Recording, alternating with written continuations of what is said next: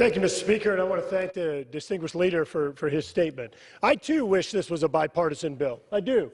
I wish it was a bipartisan bill. Unfortunately, as the ranking member of the Climate Committee, I found out about this from the press, not from the chairman of the committee. I found out from the press about this bill.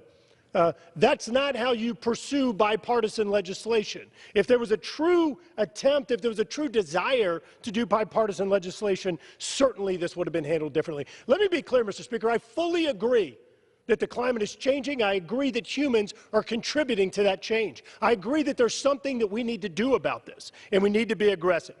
As we heard from scientists just yesterday in the Climate Committee, they confirmed to us the United States can eliminate all emissions, and we're still going to see warming. We're not going to see changes in the temperature if we eliminate all of our emissions.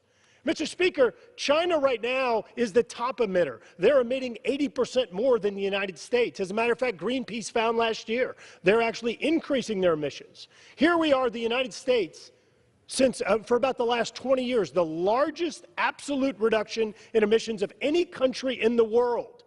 Paris Accord is fundamentally flawed. It's not the solution. We can eliminate all of our emissions, and you're going to have countries like China that are allowed under the Paris Accords to come in and more than replace all of our emissions reductions. That doesn't make sense, and it's not fair. This coming from a country that's already stolen trillions of dollars on intellectual property and cost this country millions of jobs. Let me say it again. Climate change is real. We need to take action.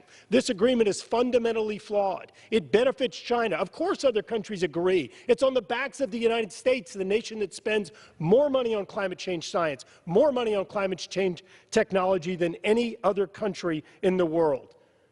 Mr. Speaker, this bill is fundamentally flawed.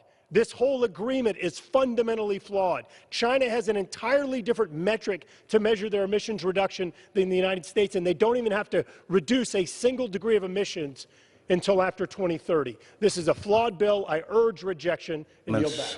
The gentleman's time has expired. The gentleman from New York.